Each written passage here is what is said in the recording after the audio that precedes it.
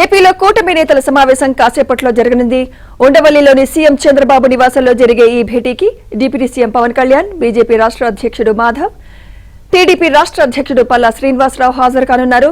Special intensive revision పై మూడు పార్టీల నడుమ సమన్వయం ఎలా ఉండాలి, కూటమి పాలనకు 2 ఏళ్లు పూర్తవుతున్న సందర్భంగా చేపట్టాల్సిన ఉమ్మడి కార్యాచరణ, త్వరలో జరిగే రాజ్యసభ ఎన్నికల్లో సీట్ల సర్దుబాటు వంటి అంశాలపై చర్చించనున్నారు. రాష్ట్రం నుంచి 4 రాజ్యసభ స్థానాలు ఖాళీ అవుతున్నాయి. వాటిలో ఒకటి జనసేనకు ఇవ్వడం ఖాయమన్న ప్రచారం జరుగుతోంది. ఈసారికి బీజేపీకి కేటాయించడం కుదరదని సీఎం చంద్రబాబు ఇప్పటికే స్పష్టం చేశారు.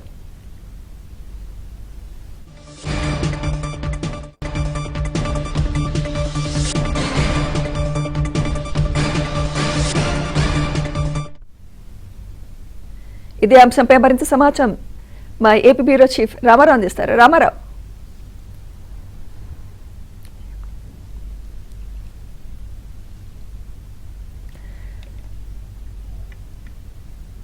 చెప్పండి. ఏపీలో కూటమి నేతల సమావేశం కాసేపట్లో జరగబోతోంది. మీ దగ్గరున్న అప్డేట్స్ ఏంటి దీనికి సంబంధించి? సుమిత్ర, మరికొద్ది సేపట్లో ఎన్డీఏ నేతల సమావేశం ముఖ్యమంత్రి చంద్రబాబు నివాసంలో జరగబోతుంది. మనం ఇప్పుడు ప్రస్తుతం ముఖ్యమంత్రి చంద్రబాబు నివాసం వద్ద ఉన్నాము. ఈరోజు సాయంత్రం 4:30 గంటలకి ఈ సమావేశం ప్రారంభం కాబోతుంది. ఇందులో ప్రధానంగా 3 అంశాలపై చర్చించాలని ఎజెండాగా నిర్దేశించుకున్నారు. ఈ సమావేశానికి ముఖ్యమంత్రి చంద్రబాబు నాయుడుతో పాటు తెలుగుదేశం పార్టీ వైపు నుంచి ఆంధ్రప్రదేశ్ తెలుగుదేశం పార్టీ అధ్యక్షుడు పల్లా శ్రీనివాసరావు, డిప్యూటీ సీఎం జనసేన అధినేత పవన్ కళ్యాణ్తో పాటు ఏపీ బీజేపీ అధ్యక్షుడు మాధవ్ కూడా పాల్గొనబోతున్నారు. ఈ 4 నేతలు కూడా ఈ 3 అంశాల ఎజెండాపై కూడా ప్రధానంగా చర్చించబోతున్నారు. ఇందులో ప్రధానంగా స్పెషల్ ఇంటెన్సివ్ రివిజన్, కేంద్ర ఎన్నికల కమిషన్ ఏదైతే ఆంధ్రప్రదేశ్లో స్పెషల్ ఇంటెన్సివ్ రివిజన్ చేపట్టిందో ఆ స్పెషల్ ఇంటెన్సివ్ రివిజన్పై క్షేత్రస్థాయిలో సమన్వయం లేకుండా తెలుగుదేశం, జనసేన, బీజేపీ పక్షాల కార్యకర్తలు గ్రామ స్థాయి నుంచి జిల్లా స్థాయి వరకు కూడా సమన్వయం చేసుకునే అంశానికి సంబంధించి ఒక సమన్వయ కమిటీ నియమించే అంశంపై కూడా చర్చించబోతున్నారు. 3 నేతలు కూడా కేడర్కి సందేశం ఇవ్వాలి అని చెప్పి కూడా నిర్ణయించుకున్నారు. ఏదైతే మొన్న ముఖ్యమంత్రి చంద్రబాబు నాయుడు టీడీపీకి సంబంధించిన ఎమ్మెల్యేలు, పరిశీలకులు, బ్యాక్ ఆఫీస్ సిబ్బందితో పాటు వీళ్ళందరితో మాట్లాడారో అలానే కూటమి పక్షాలకు సంబంధించిన 164 మంది ఎమ్మెల్యేలతో మరోసారి మీటింగ్ పెట్టడమా, లేకపోతే వీళ్ళందరితో టెలికాన్ఫరెన్స్ మాట్లాడటమా, కమిటీల నియామకానికి సంబంధించి వెంటనే 2 రోజుల్లో నిర్ణయం తీసుకోవాలని కూడా నిర్ణయించారు. జూన్ 15వ తేదీ నుంచి జూలై 14వ తేదీ వరకు కూడా స్పెషల్ ఇంటెన్సివ్ రివిజన్ అన్ని చోట్ల ప్రారంభం కాబోతుండటంతో బిఎల్ఏలు, ముఖ్యంగా బూత్ లెవెల్ అధికారులు, సచివాలయ సిబ్బంది ఉన్నారు. వాళ్ళంతా కూడా ప్రతి ఇంటికి వెళ్తారు. వాళ్ళతో పాటు ప్రతి పార్టీ నియమించిన బూత్ లెవెల్ ఏజెంట్లు, వీళ్ళంతా కూడా రాజకీయ పార్టీలకు సంబంధించిన ఏజెంట్లు, వీళ్ళు కూడా వాళ్ళతో పాటు కంపల్సరీగా వెళ్ళాలి అని చెప్పి కూడా ఆయన దిశానిర్దేశం చేయబోతూ ఉన్నారు.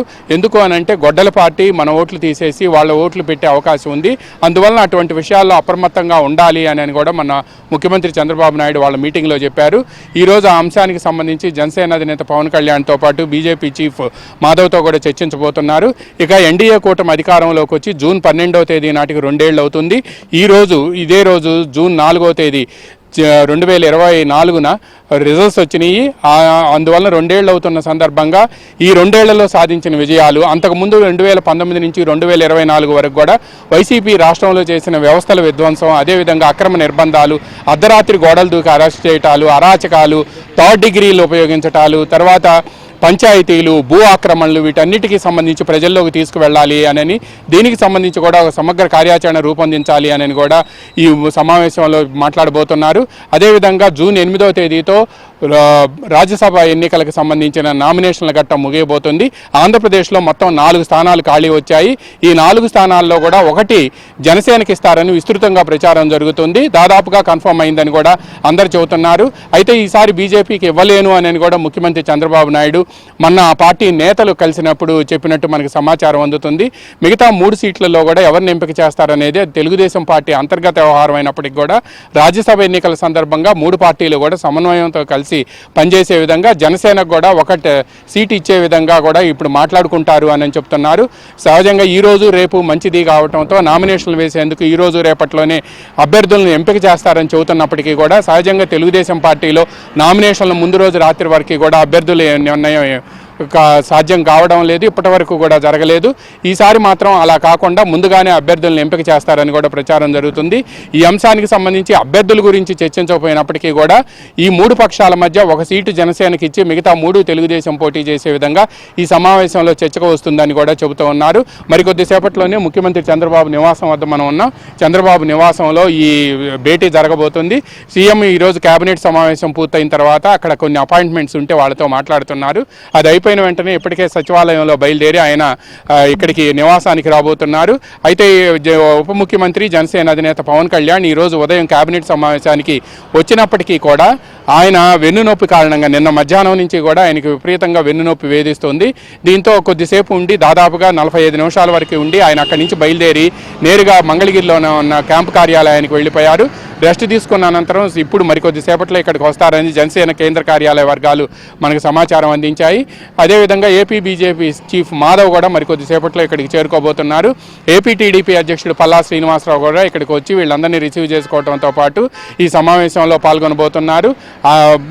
చంద్రబాబు నాయుడు నివాసంలో ఈ సమావేశం మరికొద్దిసేపట్లో ప్రారంభం కాబోతుంది. ప్రధానంగా ఈ మూడు అంశాలు మాత్రమే ఎజెండాగా వచ్చాయి అని కూడా మనకి సమాచారం అందుతుంది. Sumitra. Right, thank you Ramarao.